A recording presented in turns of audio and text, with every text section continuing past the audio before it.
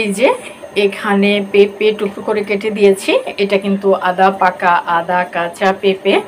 তো এটা আমি মাংস দিয়ে রান্না করব, মানে বিফ কারি তৈরি করব, গরুর মাংস, গরুর বিফ দিয়ে দেখাচ্ছি তোমাদের।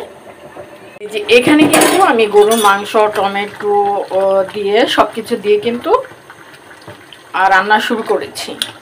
তো আমি একটু ঝোল টাইপের করব, সে কারণে আমি পেঁপের সাথে দিয়ে দিই। একটু মিষ্টি মিষ্টি লাগলেও সমস্যা হবে না, আমার মনে হয় ভালোই লাগবে। এটাতে কিন্তু সব রকম মশলা দেওয়া শেষ। তো আমি এটা জাল কমিয়ে দিয়েছি, আস্তে আস্তে দিয়ে দিচ্ছি। হাঁড়িটা ঢালতে পারছি না, মানে আমি ভাবছিলাম একটা মাছ দিয়ে রান্না করব, কিন্তু আমার মনে হয় মাংস দিয়ে তৈরি করে ফেললে খাওয়া হয়ে যাবে, রুটি দিয়ে খেতে পারবো। হ্যাঁ, রুটি দিয়ে খাওয়ার জন্য আমি একটু মাখা মাখা ঝোল টাইপের করতেছি। হ্যাঁ, যেটা আটার রুটি দিয়ে খাওয়া যায়। এই যে আমি রসুন দিয়ে দিয়েছি, আমার মনে হয় একদম ওকে হয়ে যাবে, আর কিচ্ছু করা লাগবে না, শুধু ঢেকে দিলেই চলবে।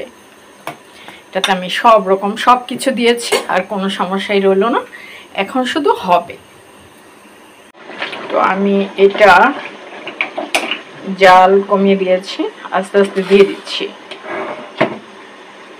হাঁড়িটা ঢালতে পারছি না, মানে আমি ভাবছিলাম একটা মাছ দিয়ে রান্না করব, কিন্তু আমার মনে হয় মাংস দিয়ে তৈরি করে ফেললে খাওয়া হয়ে যাবে, রুটি দিয়ে খেতে পারবো।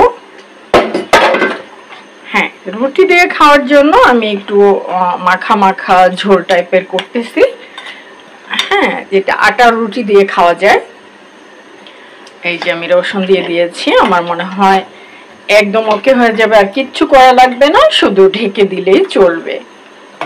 এটাতে আমি সব রকম সব কিছু দিয়েছি, আর কোনো সমস্যাই রইল না, এখন শুধু হবে।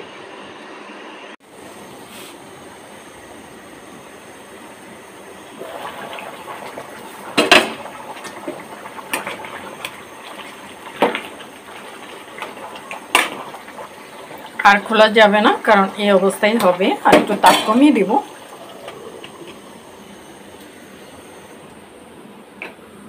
বেশি সময় লাগবে না এই রান্নাটা হতে, কারণ বিফ টুকরোগুলো একদম ছোট।